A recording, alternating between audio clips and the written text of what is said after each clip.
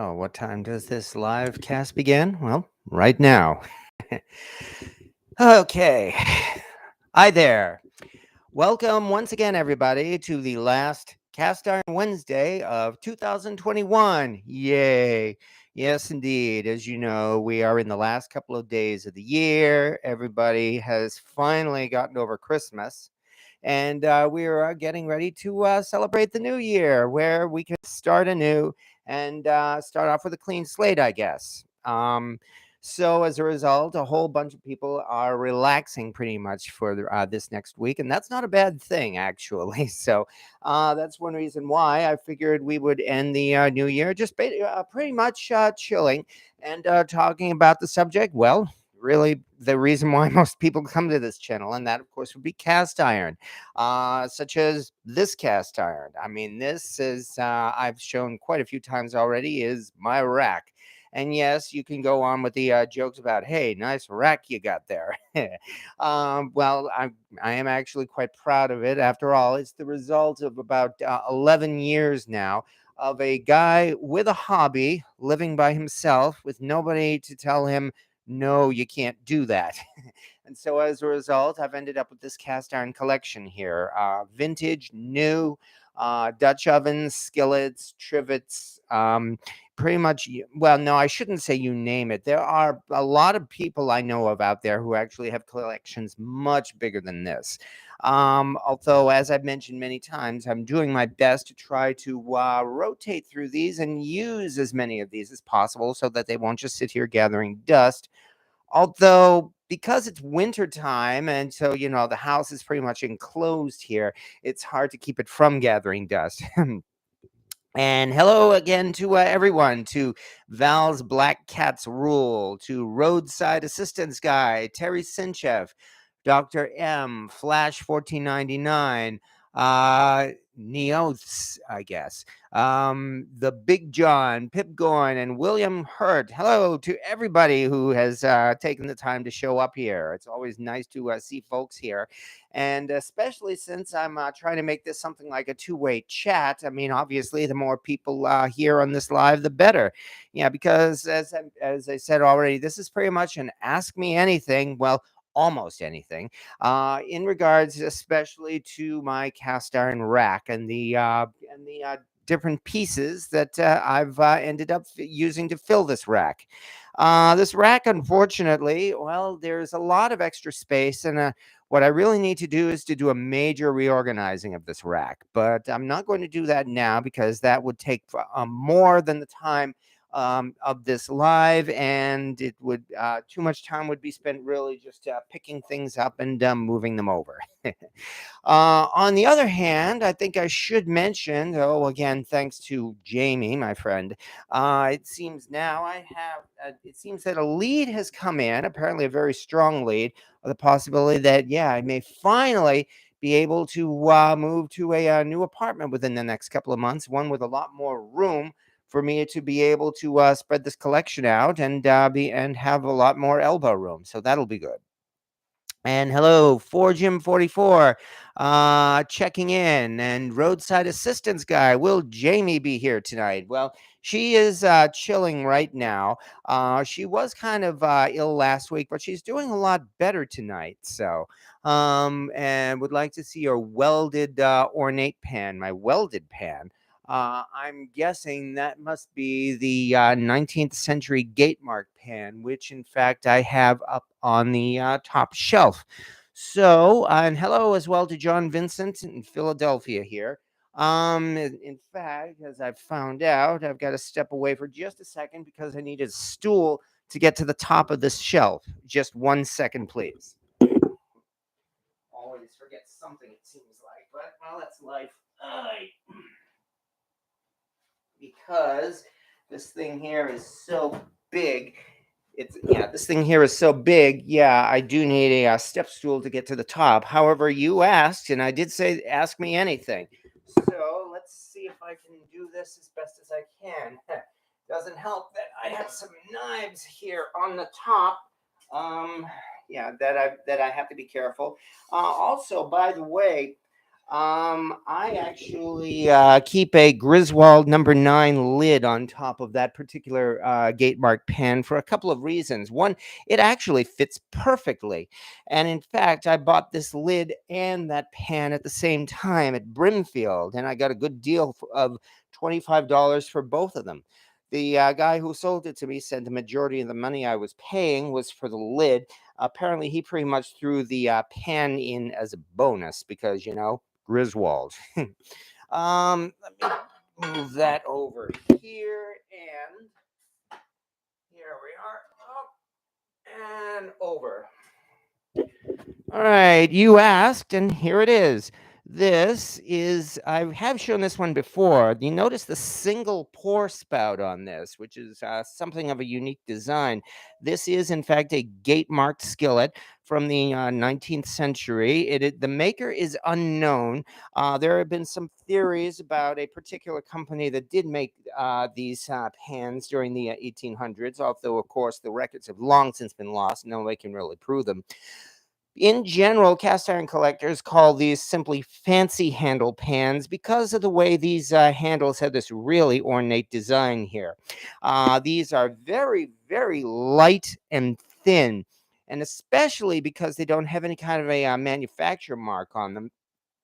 It's theorized that these were a series of those throwaway disposable pans that were included as accessories when people bought stoves back in those days. Of course, it's kind of ironic that the stoves are long since gone, but at least some of the pans are still around. And yeah, this one actually is welded, and you can actually see the weld mark here, although I was fortunate in this case. When I got this pan, it actually had two big cracks in it. And I was fortunate enough to find a really professional welder, somebody who did an excellent job welding these things, welding this back together to the point where, yes, you can still see the weld marks, but it is barely noticeable and has no effect at all with cooking. So I'm actually quite happy with this, and have indeed used this pan a number of times.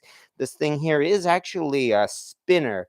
And as far as quality cast iron goes, I don't know if you could really call it that, other than the fact that it has a very, very smooth inside and it's extremely thin and light. But otherwise, of course, as you know, really just having something like this for the, if not just for the collector's value, but the thrill of owning a 19th century pan like this, I guess that made it worth it, especially since I only paid $25 for this and the lid. So that was, I'm presuming, the ornate pan that you're talking about there. Harbor Freight outdoor Dutch oven lid fits perfectly on my Sydney Hollowware 3-legged kettle. Well, that's good, Dr. M. Congratulations, because yeah, lids, as you know, are so rare on the, especially vintage lids, that I like to say, if the lid fits, wear it. So congratulations on that. Hello, Papa Dan.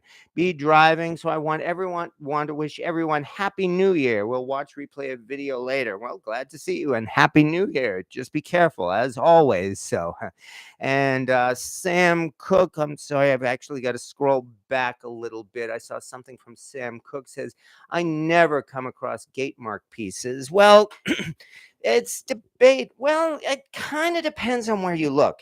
Gate mark pans are really not that hard to find, but like pretty much anything in the the cast iron hunt, especially these days when the antique vendors are snatching up anything made of cast iron, it can take some searching. And really, as anybody knows, the best rule of the hunt is simply have patience. In that it took me like 10 years, 11 years, oh man, 11 years to build up this kind of a collection. And that meant a lot of legwork and a lot of visiting antique malls, flea markets, excuse me, yard sales, you name it, pretty much up and down the East Coast and here in New England.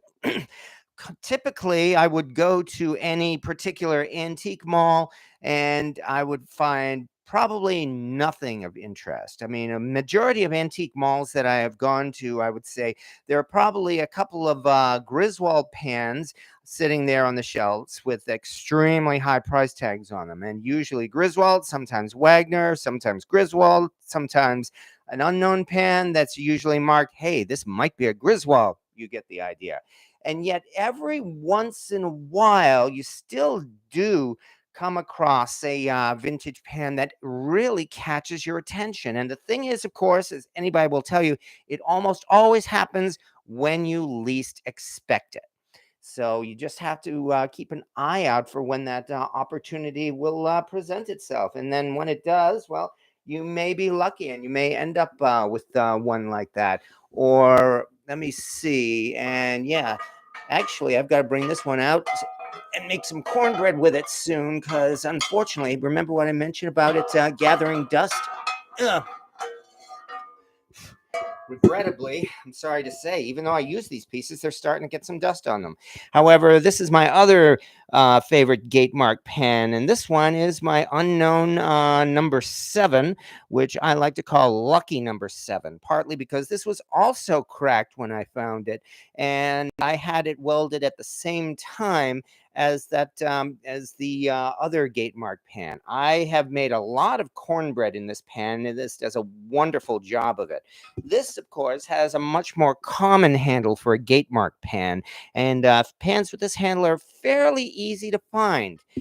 In fact, if you were to find a Gatemark pan, there's a good chance it could end up looking something like this. So, yeah, those are a couple of Gatemark pieces from my collection there. Fallon Stone, I have bad reception, but love watching your videos. Okay, hoping that we're getting okay reception on this live video right now. Happy New Year, Granny Graham as well. James Ramsdale got my e-tank running tonight for the first time. Running an Indian head number 8. Wow, that's been in my live bath for the maiden voyage. Well, best of luck. And also double check your positive and negative connections. I found out the hard way once running my e-tank. I accidentally connected them backwards, and so as a result I ended up seriously damaging a vintage pan in that manner. And yeah, I'm a little embarrassed to say that, but still, basically the black connection on your that I believe is actually the black is the negative, right? But it's the black connection that you connect to the cast iron pan, and it's the red connection, the positive, I think, that is the one that you connect to your sacrificial anode, and make sure that those connections are right. 42 ALZ 22. Do you bolt that cast iron shelving unit to the wall so it does not tip over? It could kill your lovely wife. Well, no, she's not my wife. We are just friends. Honestly, no kidding around at all. So, but yeah, we're roommates, and that's all. And really, even Hi, everybody. hi, Jamie, and they were asking for you too. And Hi. yeah, and the only reason I'm saying this for personal reasons is just so that there are no rumors for anybody. I mean, There's no confusion. We're yeah, roommates. yeah, and it's completely platonic Yeah. too. So yeah, Yeah. that's all. People, guys and girls can live together. Yeah, And just be roommates. yeah. So anyway, however, Never getting married ever. yeah, no, Ever. no. To be honest, no, actually, I did not bolt this down.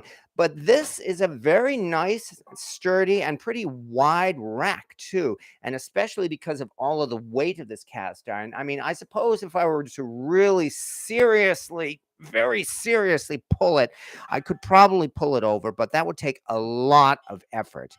And honestly, there's so much weight on this thing that it is. I would say it's practically impossible that this thing could just fall over or tip over or be bumped over. And it's a good thing, too, because you may remember a couple of months ago, Trouble actually managed to climb up to the top of this thing. Yeah, he got stuck up there, too, and I had to lift him down. So, uh, anode positive, cathode negative. Yeah, even though I know enough about e-tanks, I still can't remember all of the technical terms, even though I should. That's why I go with the black and the red. Okay, Randy Duffy, hello from Ontario, Canada. Thank you. My knowledge, I guess, really just comes from experience, from being a geek. That's all I can say. And in fact, these days there are some, I guess you could call them professionals who probably know a lot more details about these pans than I do, especially in the last couple of months. I've been corrected by some of these experts, rather harshly, in fact, especially when it comes to subjects like the history of Lodge cast iron. But, well, so it goes. I'm not interested in getting into arguments and drama, but all I can say is that I do my best to be as honest and hopefully as accurate as possible in my videos here. Dr. M, man, is that two handy dans? I've never seen one on one in person. Well, actually, it's not. One of them, I will say, yes, in fact, is the one and only handy Dan cornstick pan, the BS&R pan that they made in the late 1980s or so. So, fortunately, yeah, it was recently determined. In fact, the person who designed this pan was a sales manager at BSNR, and he is on Facebook. In fact, his name is what is his name? Hugh Rushing. No, yeah, that's right. Hugh Rushing, Hugh, Hugh Rushing. He once posted a picture of the actual prototype of this pan, in which they really did break two cornstick pans in half and weld a handle onto them. However, this again is the Handy Dan cornstick pan. I managed to. This, in fact, was a Christmas present about I think about 3 or so years ago. The other one, on the other hand, I showed that one, ugh, only a week or so ago when I made all of those cookies. In fact, this is not the Handy Dan pan. This is the unusual, the Eddie Bauer fish pan. This weird shaped pan that was made especially for Eddie Bauer. And why it was made for Eddie Bauer is your guess is as good as mine. Eddie Bauer was one of those not hippie, fashion clothing stores in the 1980s or so that were, kind of like, I don't even know the terms you go to today. I shouldn't. For a while, had an Eddie Bauer edition. There's an Eddie Bauer Explorer. There's Yeah. Eddie Bauer tons of stuff. Yeah, everything used to have an Eddie Bauer edition. These days now it's what, Aero Pastel or something like that, Not even close. or Michael Kors or the like. Well, I don't know. But anyway, yet they also sold some weird knickknacks at Eddie Bauer, including this strange cast iron pan. There was some debate as to whether this was made by BS&R or Lodge. A couple of Lodge employees on Facebook have stated, or at least claimed, that yes, they were made by Lodge, and supposedly Lodge actually has the pattern for this in its archives. It's actually somewhat thicker and heavier than the Handy Dan pan. Ugh. So, no, there are not two of them. There is one plus the fish pan. Partly because I'm trying to use my entire collection, I do not want a second Handy Dan. So, yeah, the handy fish pan, the strange fish pan is really cool. I could see baking up crab cakes filling in those molds. Yeah, you could certainly do that, and why not? It's cast iron. It's certainly meant to be used like that, similar to a takoyaki pan for sure. Yeah, takoyaki and Abel Skyver. Oh, I do not have an Abel Skyver pan, but that's really out of choice more than anything else because it's easy enough to go to a Chinese market and get a takoyaki pan, which is also pretty much the same thing as an Abel Skyver pan. And if you don't know what takoyaki is, I would honestly say look it up. For a lot of American folks here, you'll probably cringe when I say it's actually octopus balls. Meaning octopus rolled up into balls and fried in a round pan like that, which is exactly the same as an Abel Skyver pan. The ingredients are a lot different, of course.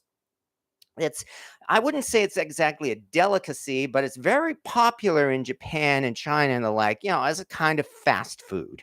So really, but because of that, a lot of those takoyaki pans from made in Asia are quite popular, and they're often sold as Abel Skyver pans, especially at again at antique malls. So yeah, Val's Black Cat's crab cakes would be great. Yes. Becky Dupree, hi from Texas. Do you have a cook it all or sportsman grill? I do not have a cook it all.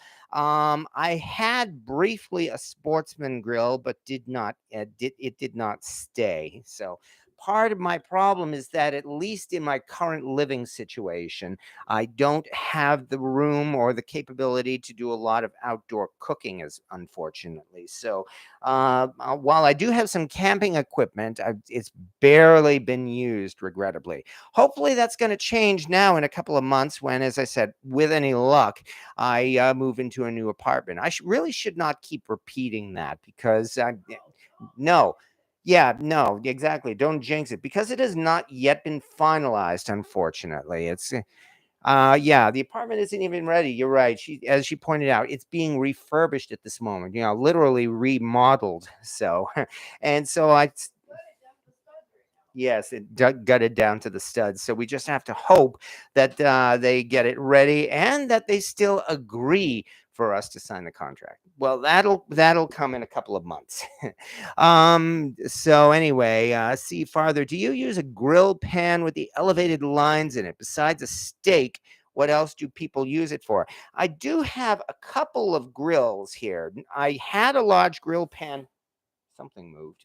I had a large grill pan, but ended up giving that one away because I barely, if ever, used it. However, a couple of my pans do have grill marks on them. One of them I just got about a month or so ago. One second. Yeah. And this, interestingly enough, is the cover to the newest large Dutch oven. I guess you could call it their enameled double Dutch oven, which is actually pretty useful. It not only does it have a skillet cover, it's a grill cover. That one is in fact about 7 quarts in size or so. As for the other one, just one moment again. There we go. I definitely should have spread these things out before, before here. Oh, by the way, here's another fun one: the pig head mold that I've used a couple of times to make hog head cheese. I've also made a couple of cakes in it and cornbread. Oh, and makes a good mask too. Um, okay, other than that, let's move a couple of things around here. Oh, yeah, here are those John Wright cookie molds that I used a week or so ago. Trying to dig these out as fast as I can. Ugh. Here's the, which one was this? This was the animal cracker mold. I'm sorry? Okay, well, I've just taken out the animal one. Yeah. All right, and here is Santa's sleigh. But the reason why, careful. The reason why I'm digging these out is so that I can get my other grill pan, which is down under here um, beneath the BSR Sportsman fish fryer. Oh, clang, clang. Ugh. And yeah, I keep grunting a lot because these things are heavy, but here it is. Ugh. Ugh. Ugh. This is the cover to the large sportsman fish fryer that they made at the same time as their wildlife series. And this one, in fact, has a grill pan on the other side, or griddle on the other side anyway. But yeah, here's the cover to it. The actual deep pan, the actual deep fish fryer pan is down here, which I've used a few times for deep frying, and it does a great job too. I've made fried chicken in this, and I've made fish and chips in this too. That fish and chips video, in fact, was something of an adventure, and it's there on YouTube. In fact, if you look up fish and chips on my channel. Oh, moving is not fun with all that cast iron. Yeah, that's probably going to be an adventure. What would you use the griddle for? Well, If you want to, for instance, have a family cookout, I mean, a long griddle like that means you could easily sear two or three steaks at the same time, or a whole bunch of hot dogs or hamburgers or chicken. So that those are a couple of good reasons for using a grill pan. James Ramsdale actually gaining ants from 2 to 3 in the last hour. One small success. Well, that's good then. Yeah. Regarding the e-tank, I've found actually that the amperage is actually very important. In that 1 or 2 amps should be sufficient to do a decent one. Although some doing a really good job, you may have to find a way to bump it up to maybe 10 amps or more. So some of the videos they have of people using those e-tanks have those use those heavy duty car chargers, and those usually get like about 40 amps or so. You don't like the grill pan then? Well, it's not that I don't like it. I personally don't have much of a use for a grill pan, but that's just from the way that I cook. And here's why my opinion is not necessarily the only one. It's not the only one. My opinion is not necessarily the right one. I mean, what I like to cook is not the same as what everybody else likes to cook. I mean, I do a fair amount of baking and roasting and stewing with my Dutch ovens and frying with my skillets and baking with my pans, while other folks, on the other hand, are much more fans of, say, smoking and grilling, and they'd be much more likely to get out the grill and do a whole bunch of barbecued chicken or or smoked stuff than I would. So my way is definitely not the only way. I mean, it is definitely not my way or the highway, because that's one thing about this hobby that some people, nobody here, but some people unfortunately have yet to learn, is that this is not mathematics, this is not brain science, and it's also not religion or politics. There are many right answers here. It's not like my answer is correct and everyone else is wrong. No, it doesn't work that way. Or as I like to say, when people ask questions like, for instance, how do you season a cast iron pan? I like to say, if you ask 10 people that question, you're going to get 13 different answers. And 12 of those answers will be right. Not all of them are right. One of them may not be correct. No, don't throw it in the fire, for instance, or don't paint over it. But there are a lot of different ways to do it. And just like there are a lot of different ways to cook, there are so many pieces of cast iron available in all shapes and sizes that they should certainly appeal to anyone's tastes. And that, of course, is part of the fun of this hobby. Yeah. James Ramsdale, Lodge makes a scraper that's made just for grill pans. Yes, they do, although it would be only for their grill pans, and not every grill pan has the ridges on the same size. However, for cleaning a grill pan, here are a couple of simple solutions. Number one, steel wool.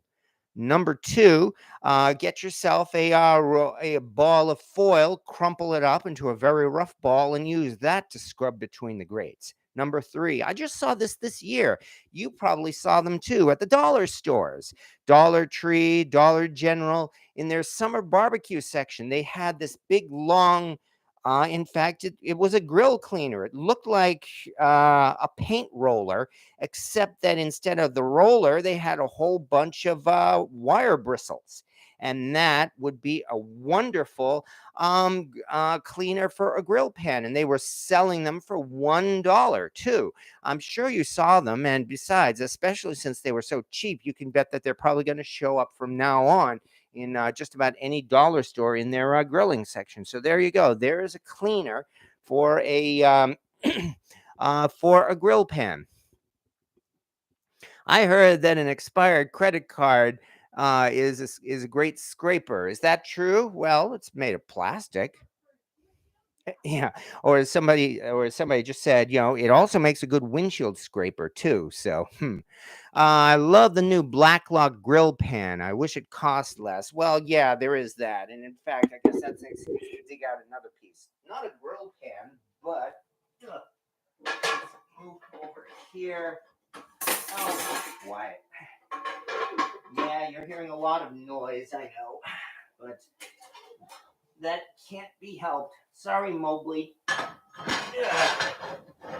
There we go. Here's the other one. That's what I mean. Even though I've used this only recently, unfortunately, I've got a little bit of dust in it. However, here is the Blacklock. This is a large 10-inch Blacklock skillet, which I really enjoy too, because this makes a great chef's skillet. It's the same shape as a chef's skillet, and as far as cast iron pans go, it's actually very light and thin. So I'm actually quite happy to have this. However, you are correct, and now I have to put this down. Let me put this down quickly.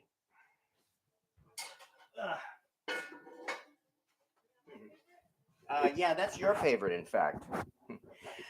But you are correct that the Blacklock series does seem to be a little bit expensive. And while there is no actual definite written record of it that I know of, I am convinced that Lodge came out with the Blacklock series, especially to compete with those other new elite cast iron makers that we are seeing a lot of lately. Like Finex and which I know is now owned by Lodge, or Stargazer, or Field, or Grizzly, or Butterpat. Oh yeah, that reminds me, and I better reply to them by tonight. Maybe after this is over.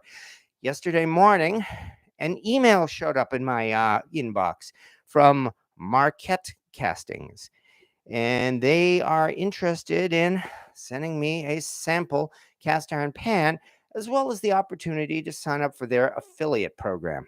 Well, trying to think of the right answer to that, and I will have to reply to them. I should probably reply to them tonight. In fact, the best I could say is that, well, who knows? Maybe I might within a month or so have another pan to use as a giveaway, and I don't think I will go into any more detail than that. So. Um, is your favorite pan the Finex? I really cannot call any of these my absolute favorite. I love quite a lot of these, and for different reasons too. But I guess there's another excuse to bring it out. Let's bring it out. Hold on one second again. Okay. Ugh. Oh, yeah. Oh, by the way, here's the lid for it too. Okay, let's see. Here it is. And in fact,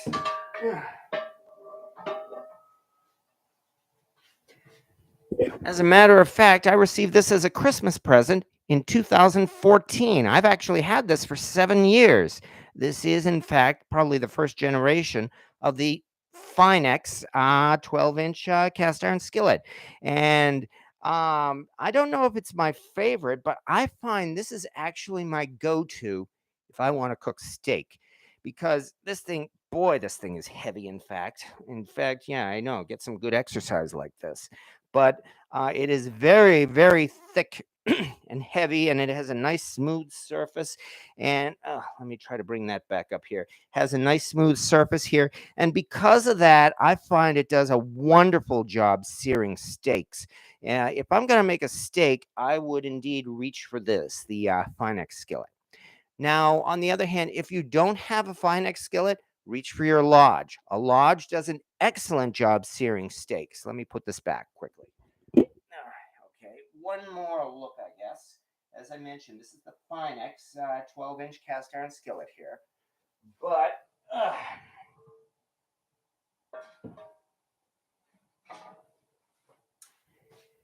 as far as the Finex is concerned, or the Stargazer, or the Field, when you compare any of those to Lodge, here's what my opinion is, I think.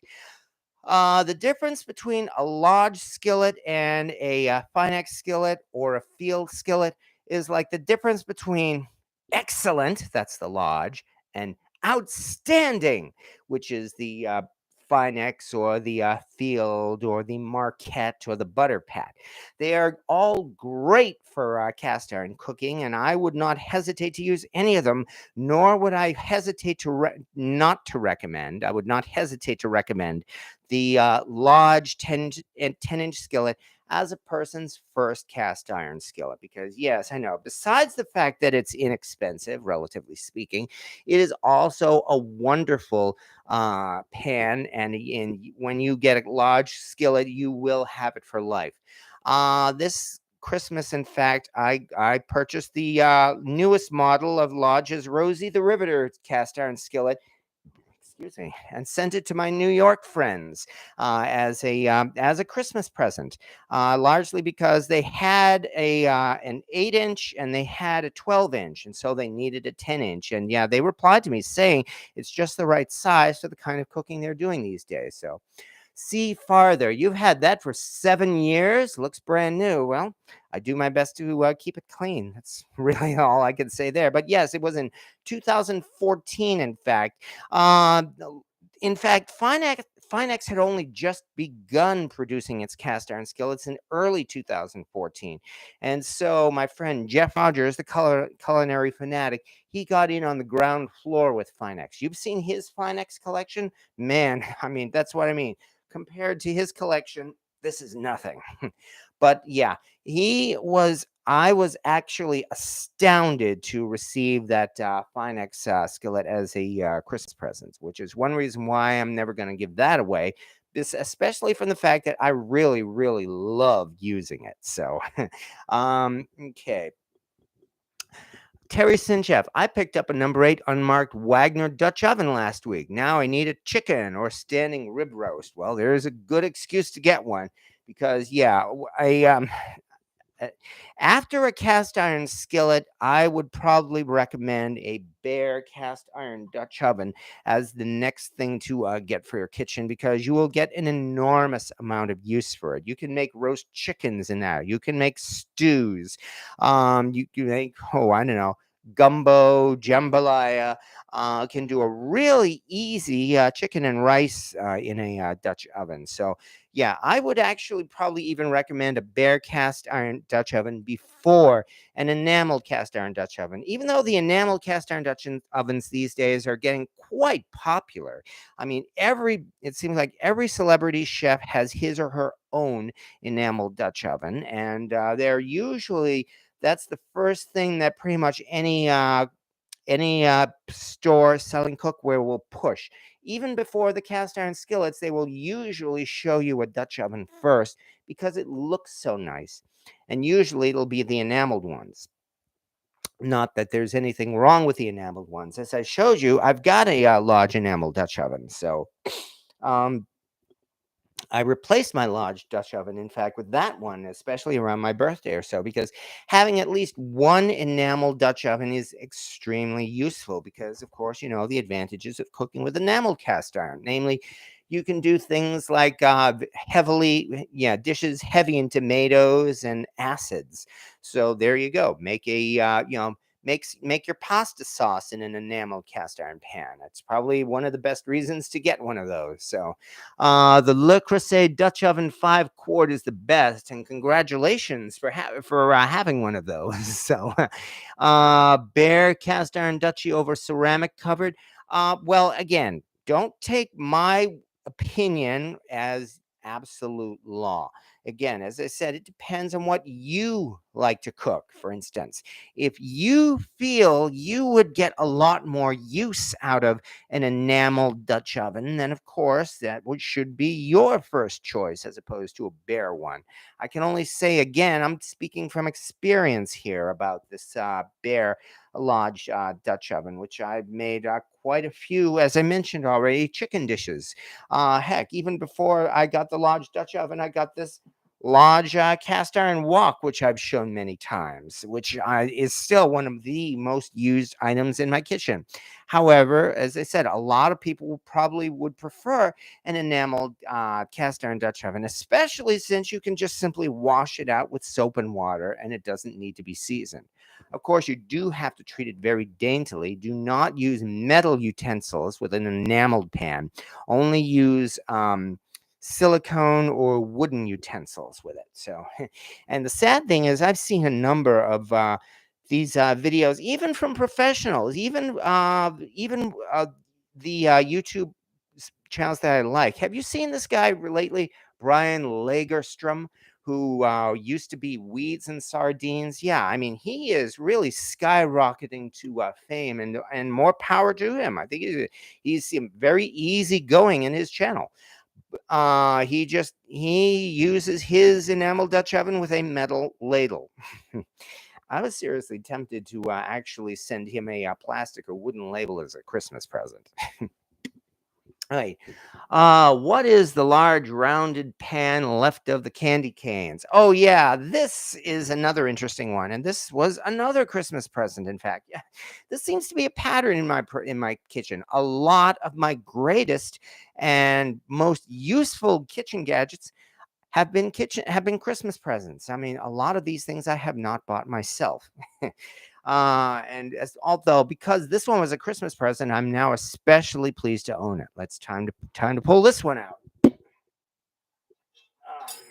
Oh crap. Okay. Yes, exactly. Now I'm gonna have to put it back. All right, let's do that again. Okay, here we go. One and two, and three and four. There we are. And I have actually shown this one as well.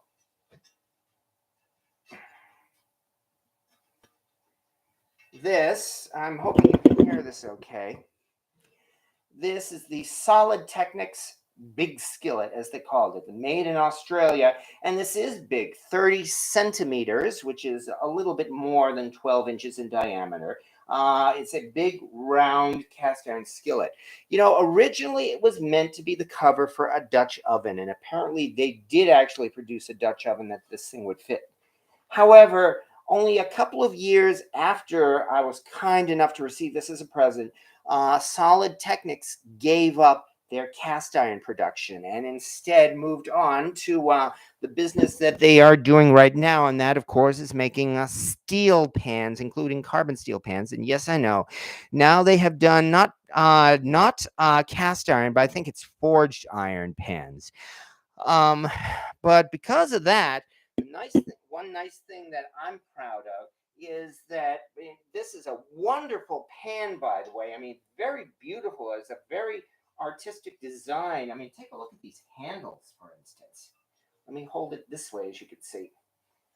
And I have made some dishes in this pan that look wonderful, like ratatouille, for instance, or giant cookies. But also, because they discontinued their cast iron production, that has more or less made this something of a collector's item. I've got a big and what turned out to be very rare cast iron pan because I was fortunate enough to have received it as a birthday present. So, no, I'm not going to be getting rid of this. I'm going to continue using it, and I am very glad to be able to do so. Now I have to put this thing down. Okay, so that is that pan. Ugh. Oh boy. Boy, I'm gonna be exhausted when this is over. Okay, bevo burn. See farther. I use it for camping and at home. It's great as a chicken fryer and chili. Sam Cook, do you know the sizes of Poikies? About how many quarts is yours? My Poikie, it's up here. Oh, knife. Gotta watch myself. Okay. Anyway, my Poikie is up here, and you've seen that. And fortunately, no, I did not cut myself, but I did feel myself Okay. Anyway, what that is yeah, the sizes of Poikies they use in South Africa is a very different size measurement, and mine is actually a number three size. They have those in sizes of like one half, which I think is maybe only a quart or so, and then a one and a two. The two, I think, is maybe like about three. Well, remember, this is in Africa where they have measurements in the metric system. So the number three is in fact 8 liters in size, which is a little bit more than 9 quarts. So that is quite a good size.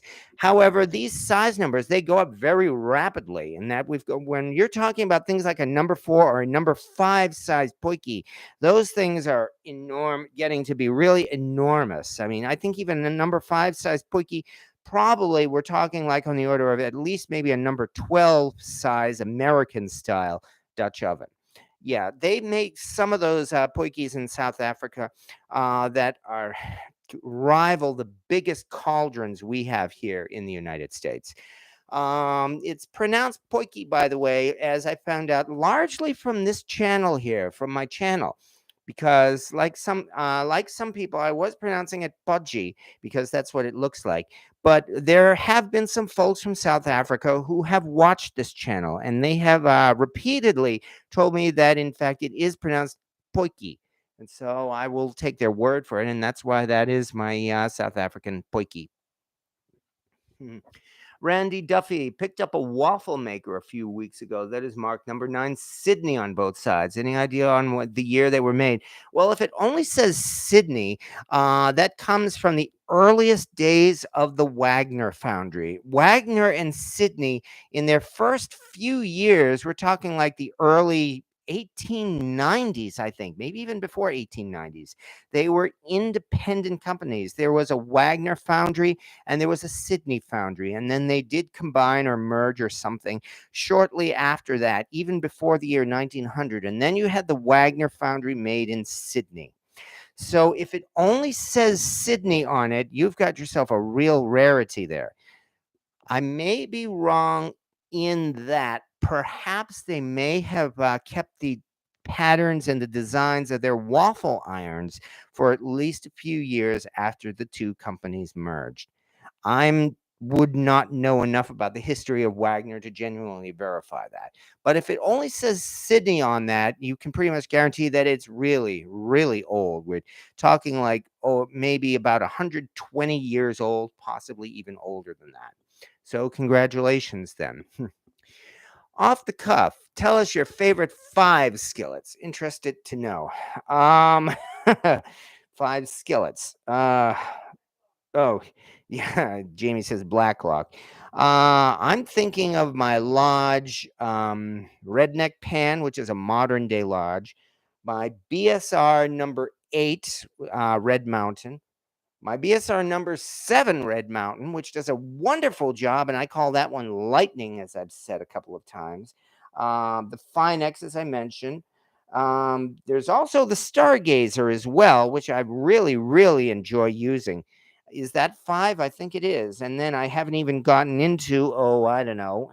Behind here, there is a Griswold Erie pan, for instance, as well as the skillets I have of the other size. Besides the BSR 7, there's also a BSR 7S and the number 6 skillets, which are definitely less common, but which is why I'm surprised as well to have come across a number 6 size Lodge.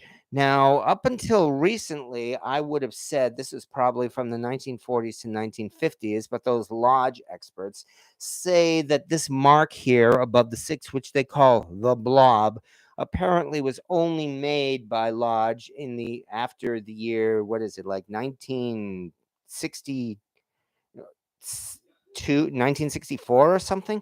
So I'm sure there are Lodge experts who will probably correct me on that. So nonetheless, this number 6 is still an unusual size for Lodge. Not exactly rare, but still unusual. And yet I like using that one as well. So if you want to try to limit me to 5 skillets, I find it's pretty hard to do so. Is it worth getting a number 6 century pan?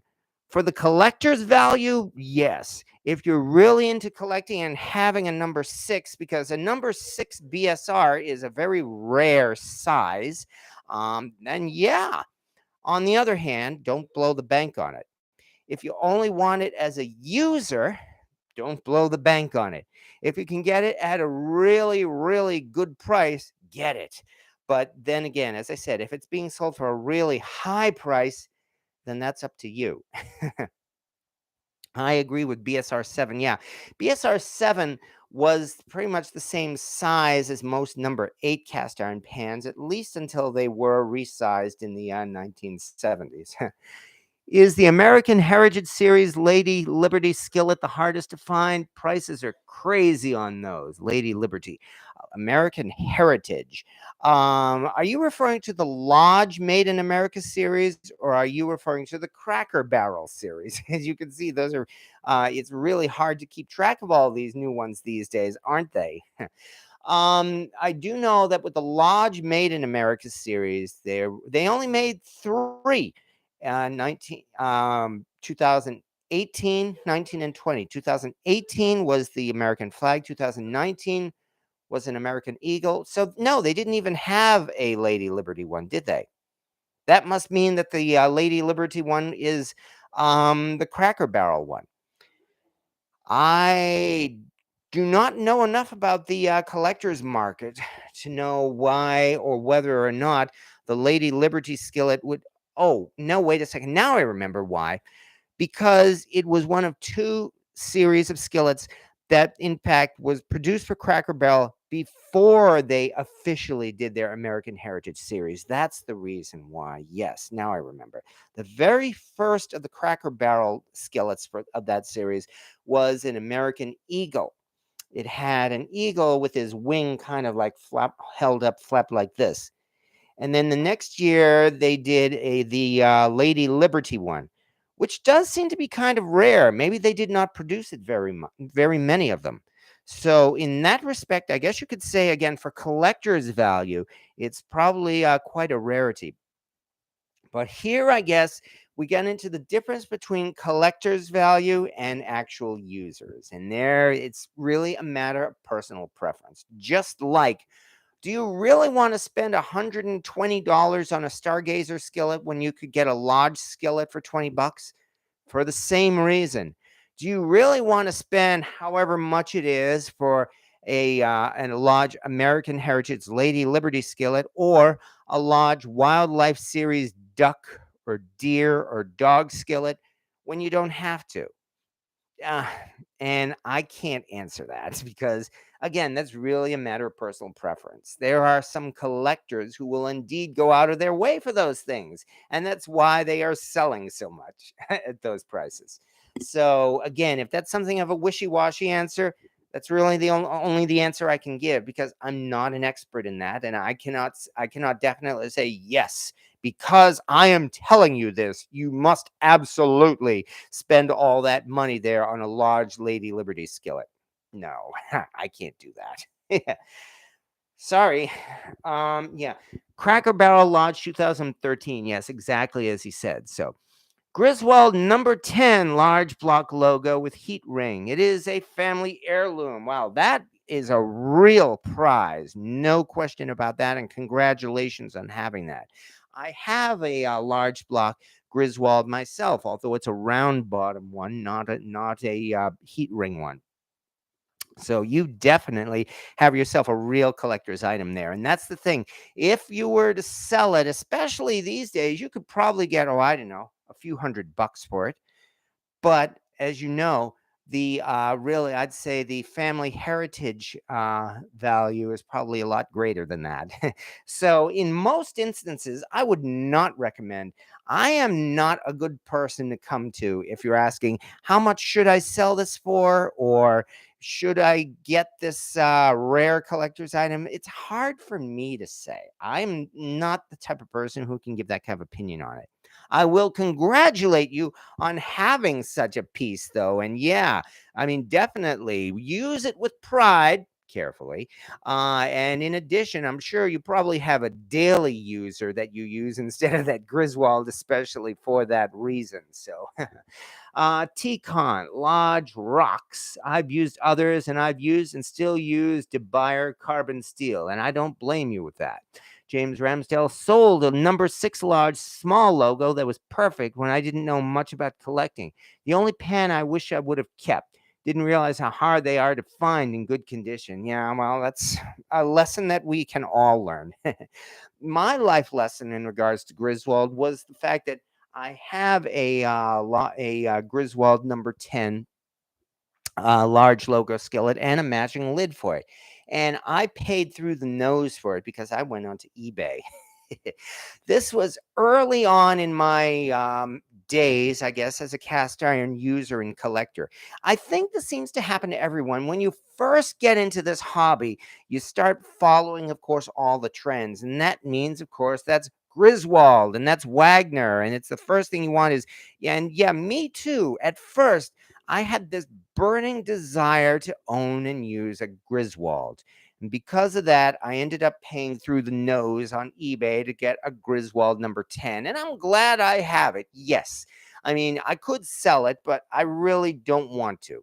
Although I don't use it as much, not ever since I've had my Finex number 12 and even my BSR number 10. However, let me finish that story. Only a couple of weeks after I got my Griswold number 10, I went to Brimfield for the first time. And there at Brimfield, oh man, hey, I think trouble seeing his reflection in that big screen TV for the first time. Anyway, I went to Brimfield for the first time, and wouldn't you know it, there I found at Brimfield another large logo Griswold number 10 selling for half of what I paid for it on eBay. That was my life lesson. And it was what I learned then is two things. Number one, eBay cast iron prices are ridiculous. Almost always, if you see a wonderful pan on eBay, you should not get it because it will be overpriced. Hi, trouble. um, on the other hand, it also taught again the value of patience and how the hunt goes. You know, as I said, you've got to be patient. You've got to turn down things if you really honestly feel you can't afford them. I like to say to myself, if I walk away from this, will I regret this tomorrow or 3 months from now? A lot of times I find the answer is no, because I've got this big skillet collection. I don't really need a Griswold number 9 or a Wapek number 10. Although it's nice, yes, but I don't really need it. And yet, over time, just by being patient and finding bargains when I find them, I have actually managed to collect a few other Griswolds. I have, as I said, a Griswold Erie number 8. I have a Griswold. Do I have a number 7 Griswold? I think I do. I know I have a Griswold number 4, which I know is something of a rarity. It's a small logo number 4, not a large logo number 4.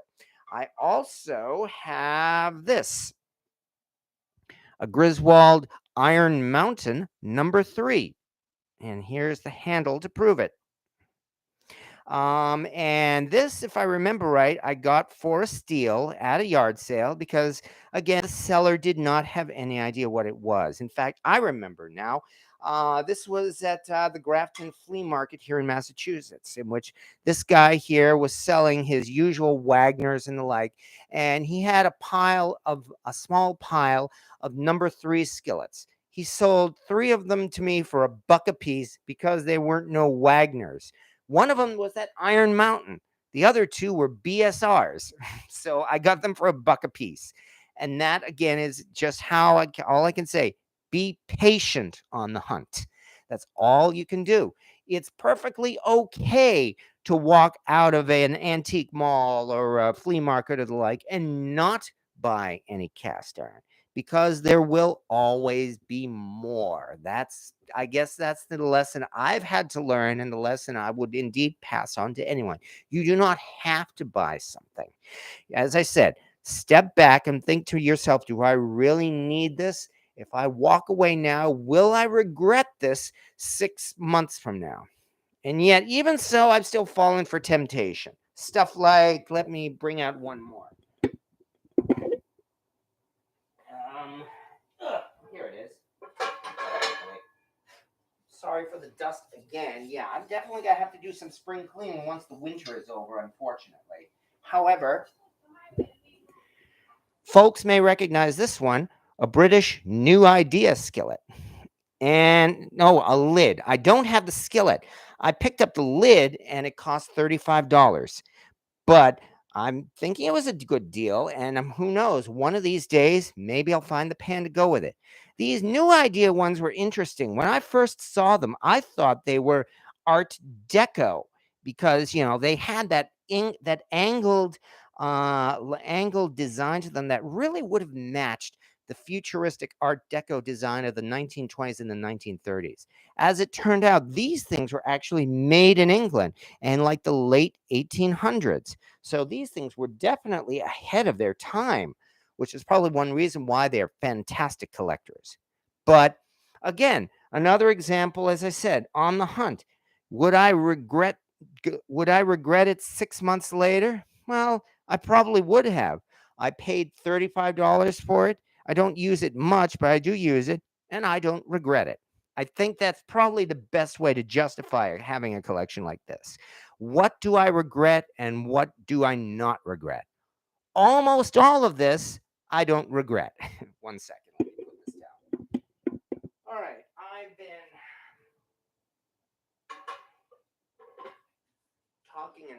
talking. Grumpy old gringo, nice looking rack you got there. Yeah, I know. I'm showing off my big hard iron for everybody here on YouTube. I'm gonna get banned if I'm not careful. Gone with Rob. Found two at Wally World a few years back. See Father, do you have any Chinese cast iron that you are impressed with, or Taiwan? Yes, I do. Where is it? It is what? Oh yeah, that's one of them. Let me bring out one of them.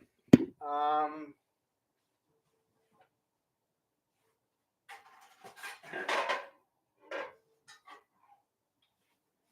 this is definitely made in China. An enameled 9x13 cast iron casserole. I found this in Cambridge, Massachusetts at a restaurant store, in fact, on a day when I went out looking for a cast iron lasagna pan, and I found this. So I'm actually quite happy with it. Jamie loves using this thing too, so especially for her brownies. The other thing I am very, very happy to own and use is down here on the floor. Yeah. Oh, good grief. As I said, I really apologize for all of this dust. Believe me, before I use these things, I'm definitely going to be washing them off. However, here it is. This is the lid for my 4-gallon, 16-quart Bayou Classic Dutch oven, which is really great for taking to campouts and cookouts and making huge pots of jambalaya with. Especially since I'm not going to lug my 200-year-old cauldron halfway across the country. I'd be much more willing to take a big 4-gallon cast iron pot here. It's made in China. Lodge never made a Dutch oven this big. But I've had this since 2012. Oh my good grief, it's going to be 10 years old, at least in my possession. Next summer, I'll have had this for 10 years. So yes, I've got a nice Bayou Classic Dutch oven. And in fact, I actually regret, and this is just because I'm a cast iron nerd. Ugh, I don't have the Bayou Classic lid that has the alligator on it. I think the alligator is pretty cool. Ugh.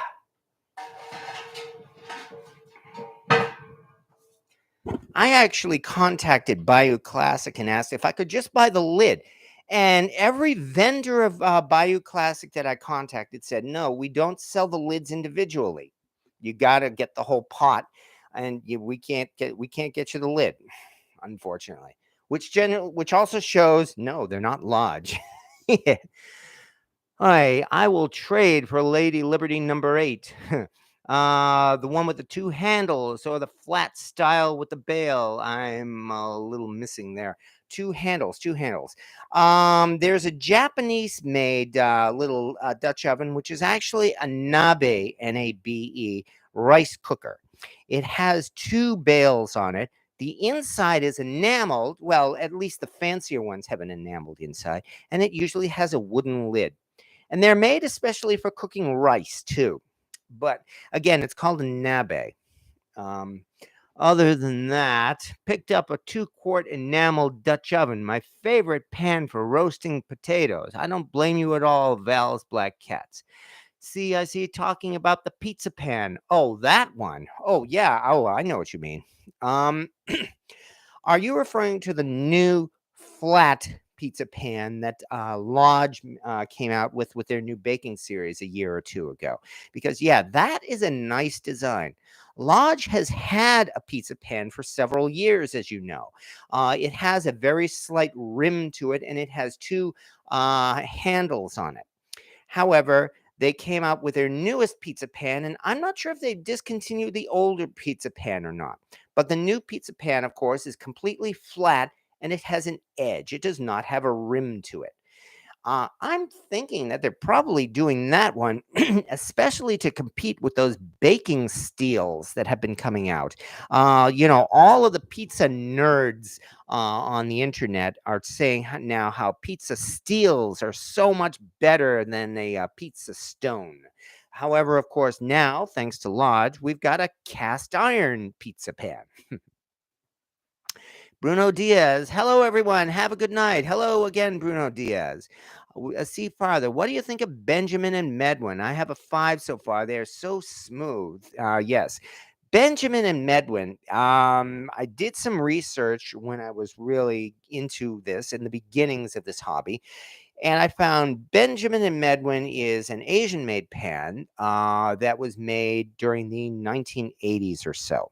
And yeah, they've got a really nice design on the bottom. They're the ones that has that bottom that looks like a vinyl record.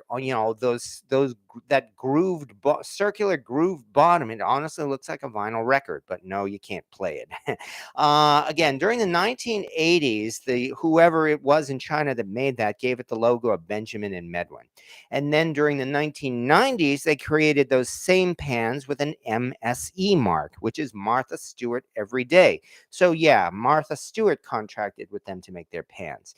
And I believe it continued that way up until about the 2000s. I think a few of those pans now have a completely blank center, and I'm not sure if they are still making those designs of the pans. But like you said, they are very nice. They do have a nice smooth inside on them. I actually inherited about 3 of them. I think a number 5 and a number 8 of those Benjamin and Medwins. I gave them away to a girl I was seeing. What was it, like 2014, 2015? Yeah, because she needed some cast iron. So I have no regrets. Um, Other than that, gonna start using my number 6 Lodge more often. Well, that's the best way to keep it fresh. That's the best thing I could say. Great description about the bottom of the Benjamin and Medwin. Hi, I got a Cracker Barrel skillet for Christmas. Hey, congratulations. Would it have the Cracker Barrel logo, or did you get their American Heritage series? This year, if I remember right, was the one that said, United We Stand. And those of you who have the Cracker Barrel American Heritage Series skillets, yeah, I'm pretty sure they will be worth quite a bit someday. Even though they're Lodge, they are a limited edition series. And because of the American theme, they're certainly going to have an appeal to collectors. So I would definitely say use your Cracker Barrels with pride. Again, I am not a fan of wall hangers unless you want to. I'm not telling you not to do it, but if you get yourself pretty much any pan like a Cracker Barrel or a Griswold or the like, I encourage you to use it. If you disagree with me, you disagree with me. It's your cast iron. But that's my there it goes again. That's my recommendation. Go ahead and use it, and you will enjoy it, and then you'll definitely get your money's worth from it. Mike, I got a Century number 10 for $60 that no spin. That in itself is a rarity, unfortunately. A lot of those larger number 10 and number 12 pans all seem to be spinners after a while, unfortunately. So having one that sits completely flat, hey, my hat's off to you. You've definitely got yourself a nice user there. Go ahead and use that one with pride. JD Hive for John. I got a Heston Nanobond skillet. Not going to displace my cast iron, but serious competition. Okay, I honestly don't know about it because I don't follow those trends. But again, I don't blame you. And if you find something that you enjoy using, go ahead and use it. I was visiting my New York friends in late August, and then we went and visited one of their friends, and I cooked some chili for them. She did not have any cast iron. She gave me this non-stick pan to use that would look brand new, and she said, "I do not want to see a scratch on this. Do not use metal utensils on it." So I didn't, and I used that non-stick pan to brown up some ground beef, and I had a lot of fun using that. And boy, was that easy to clean off too. I won't disagree with that. And yet here I am still using my cast iron. I restored a number 6 Benjamin Medwin with the tag still in it, but rusted terribly. Cleaned up great and gifted it to someone and felt they got a good pan for a newbie. Well, there you go. Yeah. Yeah, that's the best thing to do. Gift it to someone who does not have any cast iron. Like I said, that's what I did with the Benjamin and Medwin pans that I had. Yeah, because, it's not impossible to damage cast iron, but it's very, very difficult, which is why, yeah, especially for a newbie learning to cook, really, I would definitely recommend a cast iron pan for that reason, for 2 reasons. One, it's very forgiving. It's really difficult to damage a cast iron pan, much more so than a nonstick pan. And also the learning curve, you'll get a lot of experience from it. The experience of cooking in cast iron is a great education. You quite simply will become a better cook. I can say that myself. Yeah, I told you how many times that up until only about 11 years ago, I told you that I could not cook and that I'm completely self taught. And I'm at the point where I consider myself to be a cook. I will never be a chef, but this education, I've enjoyed almost every moment of it, and I'm glad to be able to cook. And thanks to that, I'm able to use a pan like a nonstick pan and cook with it for the first time. What is your least used piece? Hmm. Hard to say. It might very well be at this point that Griswold number 10. Looking through all my stuff, I'm seeing everything here that I'm trying my best to get some use out of. My least used piece may very well include things like the BSNR Spider, unfortunately. This cauldron I found. Are we seeing this? Okay, yeah. This cauldron I found for $20 on my birthday because it needs to be hung over a fire. And probably, unfortunately, my big 15-gallon cauldron, because, I have to find a good reason to use that. It's an enormous effort to get all the stuff together to use it. I think in the last few years, I've used it maybe 3 or 4 times, and I'd love to use it more. So they are older than the new one with a solid heat ring.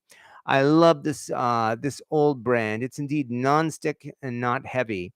Hard to do on here because you can't send a pic, but we can try. There are a lot of collectors that watch. Got a number 14, and I need your help to identify. Well, Captain Kirk, why don't you ask Spock? Yuck, yuck, yuck. Actually, no, seriously. Well, need your help to identify? Send a picture. or even describe it here, but a picture would probably be best. You could post it to my Facebook. You could post it to the cast iron cooking group. Um, or even send it to my email address at motomac@motomac.com. But probably posting it to my Facebook page would be the best, which again is Cast Iron Chaos. Number 14. Well, yeah, I'd love to help you to identify it. So yes, please send along a picture or two, and I'll see what I can do. And I'm sure everybody else would be able to as well. So Eric Hollis, if you have one, you have something good. So, yeah, okay. Well, at this point, we are getting on in time here, but if you'd like, point out one or two things more on my rack, and I will do my best to show you off my sexy rack. Yeah, I know. That joke's gotten old, yes. I have a number 6 Griswold. Bottom says Erie, Pennsylvania, 699 in bad shape. Based on the 699, I'm suspecting that's a small logo, Griswold. When there, not that there's anything wrong with having that. What is your most fanciest dish you ever made in cast iron? There was the prime rib roast I made for my mom on Mother's Day. There was that big pot of jambalaya I made in my 15-gallon cauldron. A couple of times I made Julia Child's coq au vin, and I've enjoyed that. I don't know if I can call it, well, I can call it fancy, but boy, was that good. I fell in love with coq au vin when I made it. Oh man, was that ever good. Um, I've let me see, just going down the line here, probably some of the best steaks I've made. I once for one Thanksgiving I made Vincent Price's roast turkey recipe. So, can we see? Oh yeah, the alien. Yeah, yeah, that was fun to make too. I did this. I followed this viral picture and actually made out of a roast chicken, some sausages, and some crab legs. I made a roast. Made a yeah spatchcock. Yeah, that's all right. I made a roasted alien face hugger, and I'm proud of that. Again, look at my YouTube channel and you'll see it yourself. So, can we see some trivets? Okay, let's pull out some trivets. Yes, it is. That was pretty elaborate. Let me see. I've got a couple over here.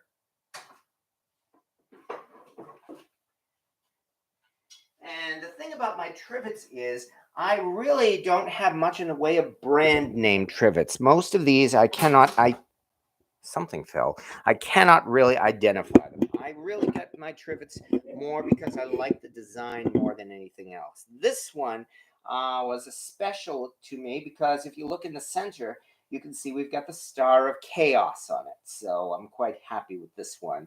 And it does not have any manufacturing mark on it, so I cannot guarantee if it's a Wilton or something else.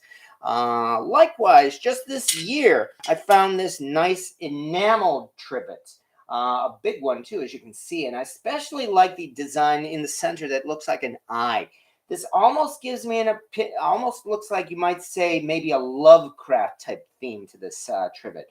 And again, this does not have any kind of a manufacturer's mark. All I see is a little number 2. Probably means it's Asian made. So, but nonetheless, I mean, what can I say? Again, this is another thing, a good thing about the hunt, because I paid $10 for this trivet and I'm not regretting it. I think I paid about $10 for this trivet and I'm not regretting it. Let's pull out a couple more. Like this nice one, for instance, which says good luck on it. My understanding is that Griswold actually did a trivet with this design on it, but yet again, this does not have the Griswold mark on it. So, likewise, this one here I would guess this would have actually been one for resting on sad irons on this particular design. But what I really like about this one is folks who have heard of the flying spaghetti monster should understand why I very much enjoy this particular trivet. So, and then there are the classic designs, like we've got this one here, for instance. I think this is enamel, but I'm not sure. This is one of the few ones I found that actually does have a maker's mark on it. because if I look carefully here at the bottom, we can see that this one was actually made in Boston. I know the design is actually pretty popular, and a lot of trivet makers have made it, but this particular one, the design says, now I'm having trouble reading it, and Finn and Sons, Boston, Massachusetts. So I'm actually glad to own it for that reason. So, okay, so we've got a couple of trivets there, trivets here. No, I have a couple more, but anyway, I'm sorry. Kitchen table. Okay, let me pull out one or two more, and then we will move on. Let's see here. Sorry, I'll be as fast as I can. Oh, I see it. Ugh. Oh, man.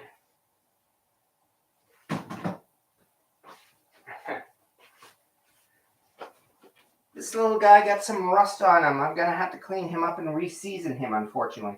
But this one is the froggy trivet. A nice little frog. And I've rested some pans on this one. So, and this is definitely made in Taiwan. There's no question about that. But let me see. I heard somebody say I fell for temptation on a large flat logo Griswold recently.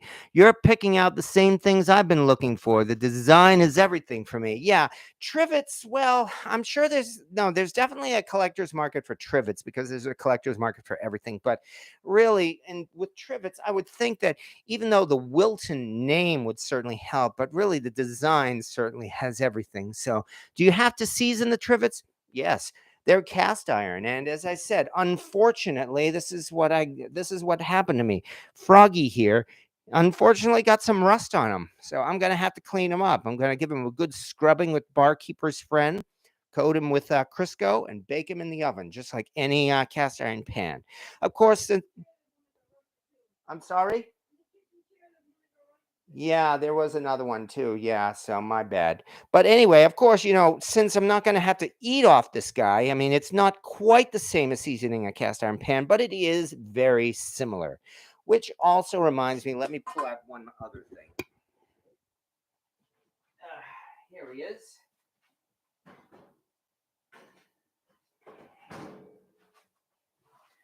I think some folks have noticed this little guy. He lives in my oven. He is, yeah, obviously he's a cast iron lizard.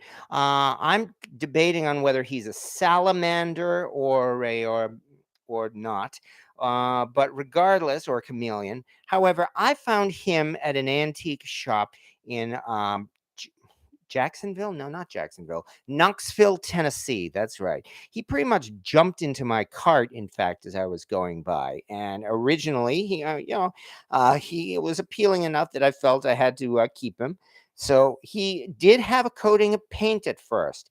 I kept him in the lye tank for a month or two and stripped him down to the bare iron. And then again, I seasoned him, and now he lives in the oven. I just keep him in the oven as a keepsake, and he supervises all of the food that's cooking.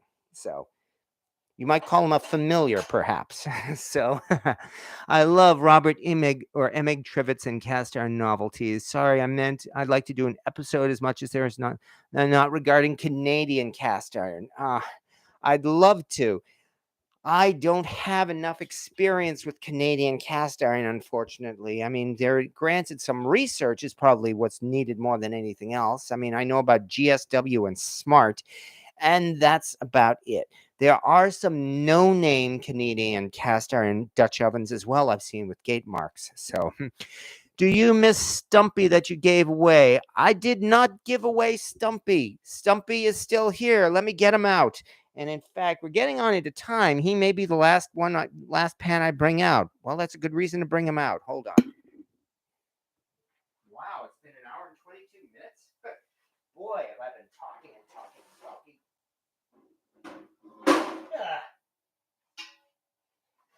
But here he is. He's still here. Good old Stumpy. As a matter of fact, it looks like he's starting to flake off a little bit on the bottom. I'm going to have to season him. But see, he has the number 14 mark, and yet he has the Made in USA mark. So this is definitely Stumpy, my number 14 BSR. Let me put him back. I'll say a couple of words about that. Ugh, ugh.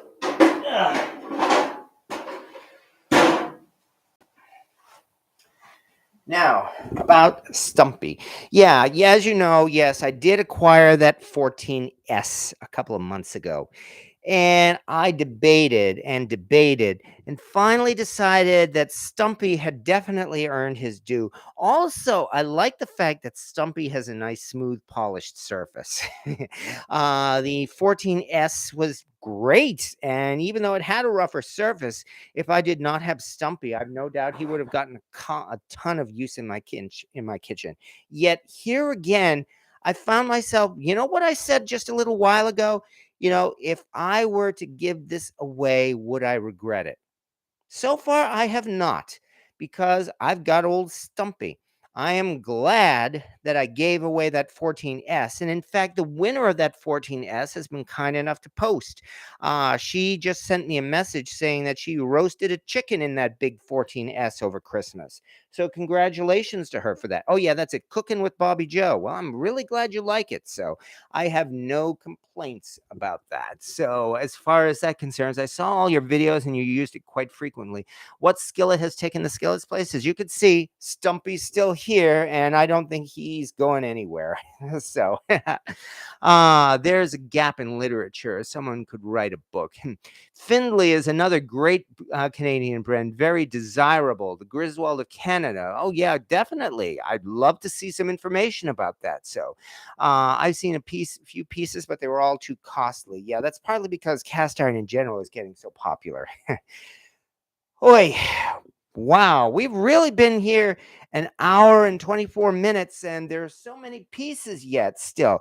I mean, I haven't even mentioned things like the commemorative Lodge 120th anniversary skillet, or the Monarch bunt pan that I found at Brimfield this year, or the Lodge fish fryer pan, in fact, or I'll say let's choose at least one other thing, and I think we'll be done.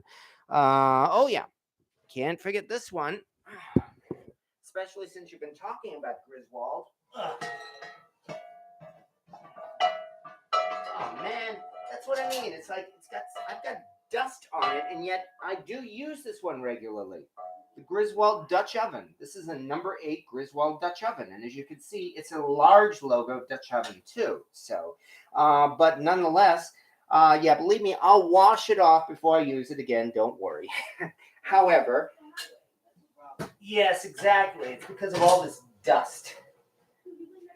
Yeah, we live next to a highway, and also because it's winter, and so the place is enclosed. There's not a lot of circulation, but that will change. However, I mean, there are just so many things here, and that yet is another reason why I love this hobby so much. There's just so many choices and so many things to do.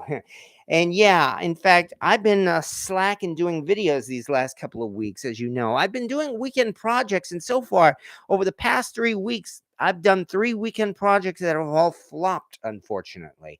I made a panettone that was, as I turned out to be terrible, and then I found out why, that my oven is failing. Well, fortunately, I'm going to make up for that, and I've got a project planned now for New Year's that I hope folks will enjoy. So, what was the worst skillet you restored in your collection? Can you tell us the condition it was in? Hmm. Besides the cracked number 14, you mean? It may very well have been that Griswold Dutch oven, because I found that one at Brimfield for $10. I found it at the bottom of a pile of rusty junk. It was orange. It was so thoroughly rusted over. It was orange, and there was some trouble seeing it and the logo, but that was one reason why I was able to pay $10 for it.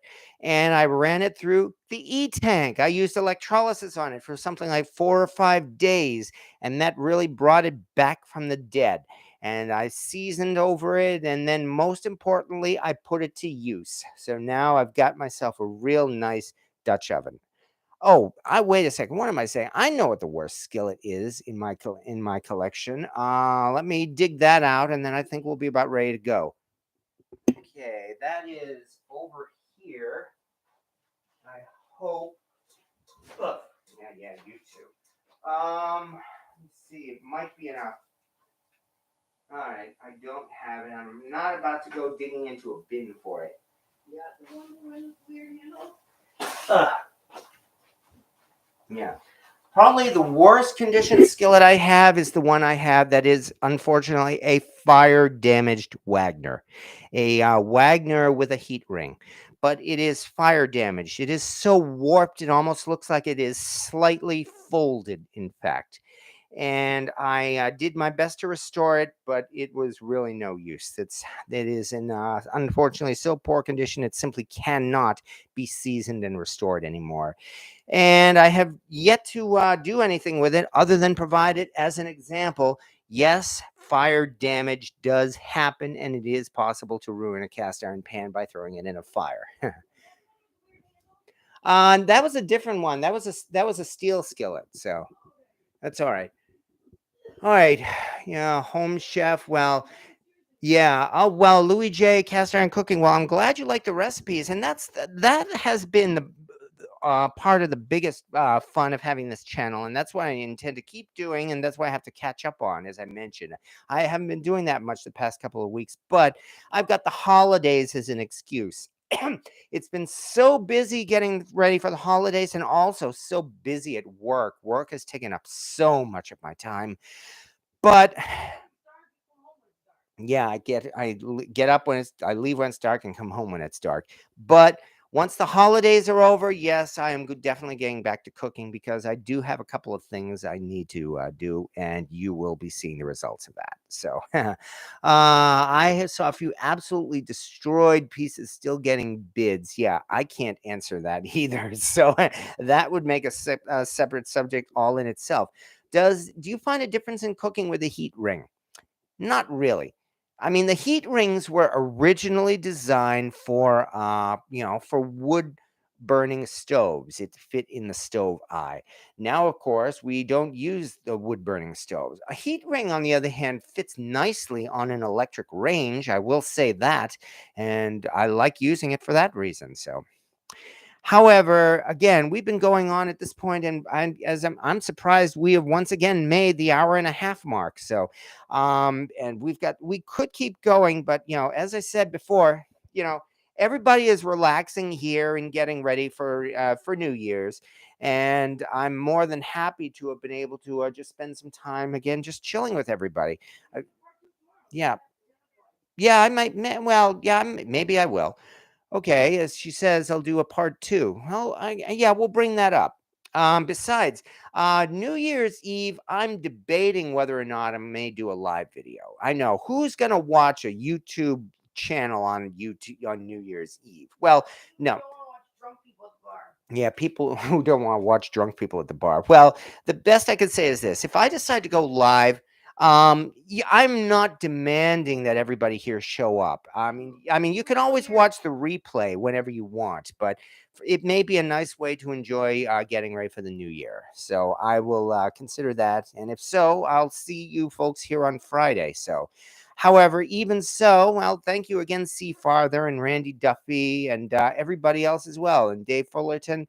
Well, don't go out of your way because, as I said, this is just a hobby, and I'm doing it because I enjoy it. And as I've said enough times, it's you folks here that contribute really to a lot of the enjoyment of these live videos, really, because you folks here are a lot. Can you make coq au vin? That might not be a bad plan, actually. What, New Year's? Yeah, coq au vin. Yeah. How long has it been since you've had coq au vin? I've never had it. You've never had it? Nope, you haven't made it since I lived there. I will make it and you will love it. Okay. Okay. Okay. All right. Well, then it sounds like we've got a plan. Okay. In that case, I'm going to see you folks, I think, on Friday. But as I said, don't go out of your way. Have fun. Enjoy the new year. You can always watch the replay. And besides, in addition, as I've said enough times, once again, with a quote from 2010, 2001, I'll see you all next Wednesday. In fact, I'll see you next year in 2022. Have a good evening, folks. And thank you once again for coming along. Have a good night.